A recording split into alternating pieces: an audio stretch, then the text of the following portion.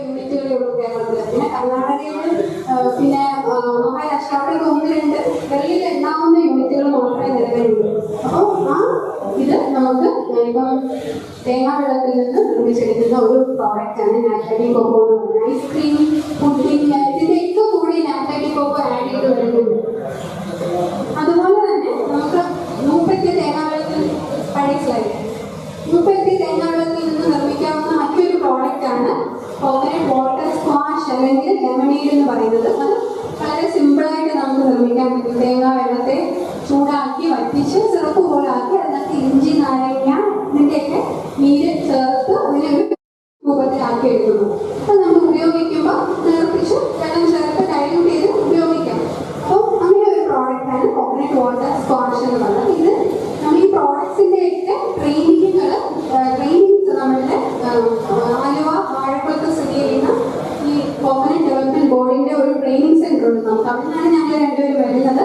അവിടെ നമ്മൾ ഇതിൻ്റെയൊക്കെ ട്രെയിനിങ് കൊടുക്കുന്നുണ്ട്. അപ്പം നിങ്ങൾക്ക് ബ്രോഷർ തരാം, പ്രോഡക്ട്സിൻ്റെ ഒക്കെ ഡീറ്റെയിൽസ് ഒക്കെ ആയിട്ട്. ആ ബ്രോഷർ നിങ്ങൾ ആ കോൺടാക്ട് നമ്പറിൽ കോൺടാക്ട് ചെയ്ത് ബുക്ക് ചെയ്താൽ നിങ്ങൾക്ക് ട്രെയിനിങ് അറ്റൻഡ് ചെയ്യാം.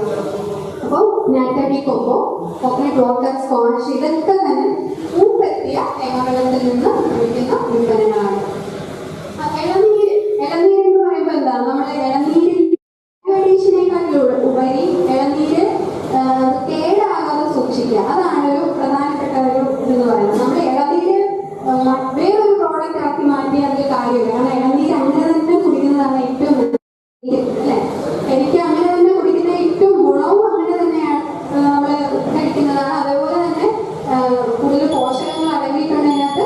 അപ്പൊ നമ്മൾ അതിനെ വാല്യൂഡേഷൻ നടത്തി വേറെ ഫ്ലേവറും ഒക്കെ ചേർത്ത് അത് അത്ര നല്ലതല്ല. അതൊരു നല്ല നാച്ചുറലായിട്ട് തന്നെ കുടിക്കുന്നത്. അപ്പൊ നമുക്ക് നമ്മുടെ നാട്ടിൽ ഇളനീര് ധാരാളം അവൈലബിൾ ആണ്.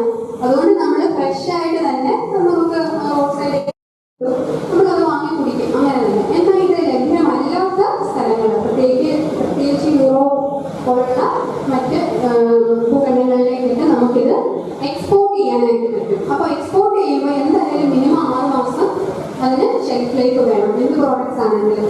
അപ്പം അങ്ങനെ എക്സ്പോർട്ട് ചെയ്യുമ്പോൾ നമ്മൾ ഈ ഇളനീര് നമുക്കറിയാം കരിക്ക് എത്ര നാൾ നിൽക്കും, ഒരാഴ്ച മാക്സിമം അല്ലേ. അത് കഴിയുമ്പോൾ നമ്മൾ ഒരു ദിവസം അടത്തി കരിക്ക് അടത്തി 1-2 ദിവസം കഴിയുമ്പോൾ തന്നെ അതിൻ്റെ ഫ്രഷ് ടേസ്റ്റ് പോകും.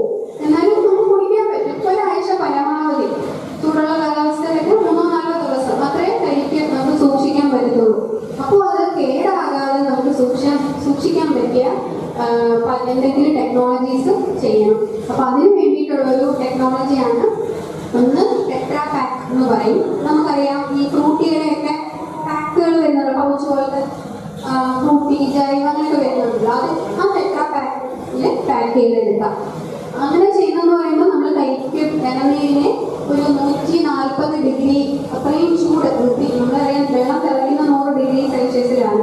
അപ്പോൾ 140 ഡിഗ്രി എന്ന് പറയുമ്പോൾ അത്രയും ചൂട് കൊടുത്ത് പ്രോസസ്സ് ചെയ്താണ് കരിക്ക് എടുക്കുന്നത്. അപ്പം അത്രയും ചൂട് കൊടുക്കുമ്പോൾ തന്നെ അതിന് ഒരു ടേസ്റ്റ് മാറും. എന്നാൽ പോലും വിദേശത്തേക്കൊക്കെ അങ്ങനെ എക്സ്പോർട്ട് ചെയ്യുന്നത് ഒരു മിക്കവാറും യൂണിറ്റുകൾ അങ്ങനെയാണ് ചെയ്യുന്നത്. അപ്പം അവർക്ക് ഫ്രഷ് ടേസ്റ്റ്, നമ്മൾ ഫ്രഷ് ടേസ്റ്റ് എന്താണെന്ന് അറിയില്ല, നമുക്കാണ് കൂടുതൽ അറിയാവുന്നത്. ഒരു ചെറിയ ഇതാണെങ്കിൽ പോലും അവർ ആ ഒരു പോഷക മൂല്യം നമ്മൾ ആ ലേബലിൽ പ്രിന്റ് ചെയ്തിരിക്കുന്ന ന്യൂട്രീഷൻ ഇൻഫോർമേഷൻ, അത് പോഷക മൂല്യത്തിനാണ് അവർ പ്രാധാന്യം കൊടുക്കുന്നത്.